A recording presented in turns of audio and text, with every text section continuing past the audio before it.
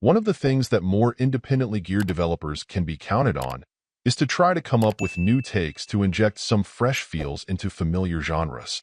Of course, part of the reason many games are developed with following well-trod paths in mind is that taking risks doesn't always pan out the way you hoped.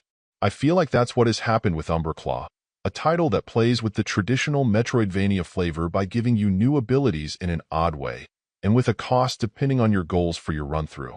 Among the unusual things in the game, you'll start out as a pretty ordinary housecat, absolutely an odd choice for a protagonist facing down many stages of enemies.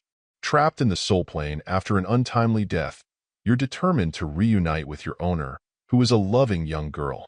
The challenge is that getting back to the world of the living won't be easy, and there are many obstacles in front of you. The good news is that you've got 9 lives to help you accomplish this.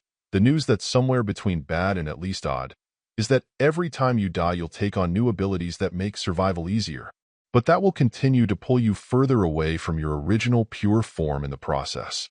In your cat form, your focus will need to be more on evasion and using your dash effectively to stay out of trouble as much as possible. Each new death will add what appears to be a random ability, typically giving you at least a little bit of offensive oomph to work with, but in this cat form you'll remain pretty fragile, suffering one-hit deaths pretty easily.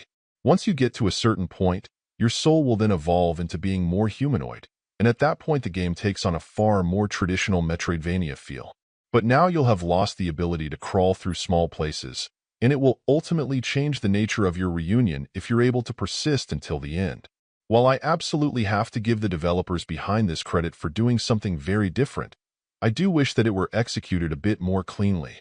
I understand that the nature of the game is to make it feel different every time, but the randomness of the order you get abilities and what feels like a lack of polish in many of them can make the experience more frustrating than thrilling.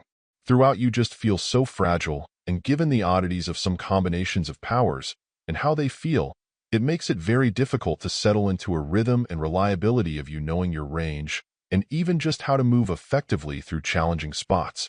The game is absolutely creative, but in the end it also feels quite sloppy and unrefined. While it could possibly be that I'm just not in tune with the intent of its design, I'll stick to the thought that if they'd spent more time and care making your abilities feel viable and sensible in a variety of combinations, the experience could have been a better one. Whether or not it's a good fit for you will depend on how patient you're willing to be with ideas that don't quite feel ready for prime time. Overall, my final score for the game ended up being a 7.3.